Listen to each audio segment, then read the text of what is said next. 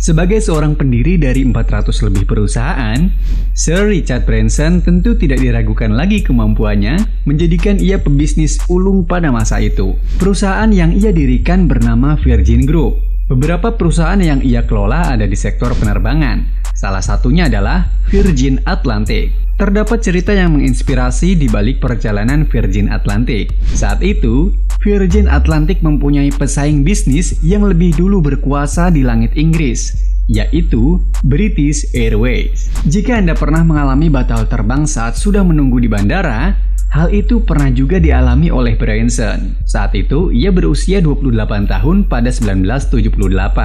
Branson hendak pergi ke Kepulauan Virgin Inggris atau BVI. Namun, ia tetap memaksa harus terbang ke BVI malam itu juga untuk bertemu dengan kekasih yang kini menjadi istrinya. Sebagai seorang pengusaha sejak usia 16 tahun, ia menemukan ide untuk menyewa pesawat agar tetap bisa terbang. Karena insting usahanya yang kuat, tidak mungkin ia habiskan biaya sendiri untuk satu pesawat. Branson berkeliling bandara, menawarkan kursi terbang ke BVI kepada para penumpang yang juga mengalami gagal terbang sepertinya. Pada akhirnya, ia terbang ke BVI menggunakan pesawat yang ia sewa dan diberi nama Virgin Airlines dengan biaya $39 saat itu.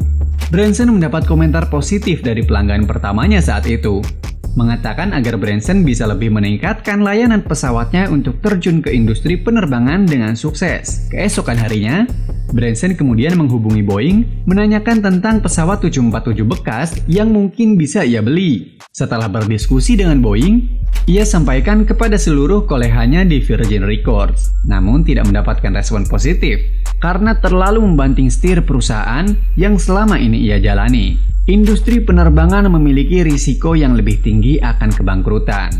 Tapi, bukan Branson jika ia gagal dalam mewujudkan idenya. Ia ingin merubah citra penerbangan yang saat itu dianggap menyeramkan, servis buruk, makanan buruk, dan tidak ada hiburan. Saat itu, industri penerbangan tinggal memasuki masa disrupsi. Branson memiliki cara brilian untuk melobi Boeing dalam kesempatan kerjasamanya. Alih-alih membeli pesawat dari Boeing, Branson memilih menyewa pesawat selama 12 bulan. Jika bisnis tidak berjalan dengan baik, setelah masa sewa selesai, Branson bisa mengembalikan pesawat tanpa tuntutan dan kerugian apapun. Setelah meraih kesepakatan, Virgin Atlantic melakukan lepas landas pertamanya pada 22 Juni 1984. Virgin Atlantic yang hanya memiliki satu armada pesawat dan satu rute tidak membuatnya menjadi pilihan di kalangan masyarakat. Di sisi lain, British Airways memiliki lebih dari 300 armada. Kepala British Airways, Lord John King, pernah memecat Branson saat usianya 34 tahun. John King beranggapan bahwa Branson terlalu gegabah dalam memulai bisnis penerbangannya. Namun, setahun setelah kontrak selesai, Branson memperbarui kontrak dengan Boeing. Branson membeli beberapa armada pesawat yang membuat John King merasa tersaingi. Adanya Virgin Atlantic membuat British Airways gagal memonopoli penerbangan di Heathrow dan sebagai satu-satunya maskapai penerbangan jarak jauh dari Inggris ke Amerika Utara. John King adalah pemimpin penerbangan Inggris yang dikenal sangat mumpuni. Perdana Menteri Margaret Thatcher bahkan menjadikan John King sebagai pengusaha favoritnya. Citra yang sangat bagus milik John King membuatnya berpikir bahwa langit luas pun hanya cukup untuk British Airways. John King mempertaruhkan citranya untuk membidik Virgin Atlantic. Ia menyelenggarakan rapat khusus dengan rekan-rekannya di eksekutif, membahas mengenai bagaimana menyikapi Branson dan memikirkan untuk menjatuhkan Virgin Atlantic bagaimanapun caranya.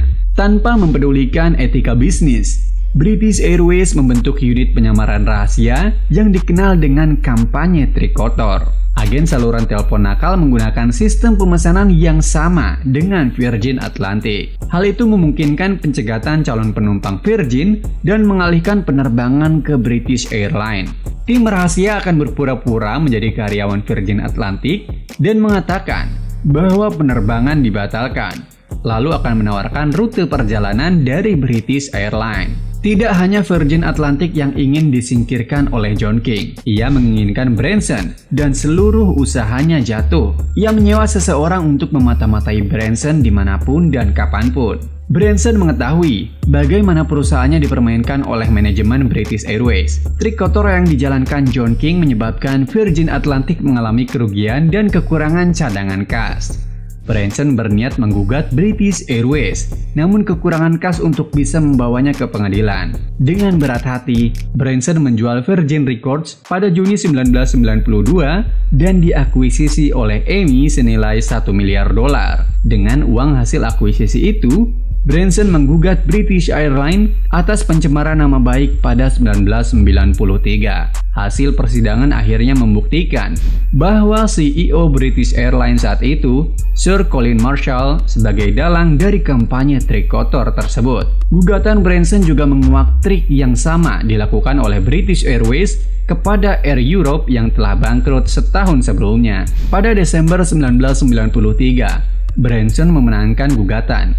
John King dan British Airways akan menyelesaikan masalah di luar pengadilan dan mengganti kerugian sebesar $1 miliar dan $3 juta untuk biaya hukum.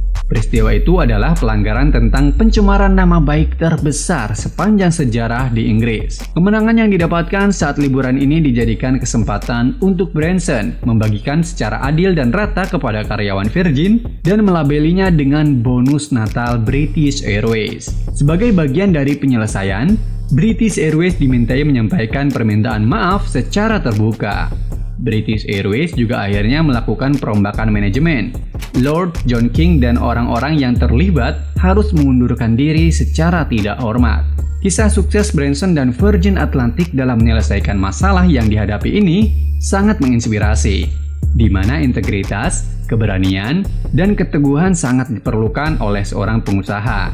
Bukan dengan memilih jalan yang salah dan negatif, melainkan menguatkan internal lah yang pada akhirnya akan tetap bertahan.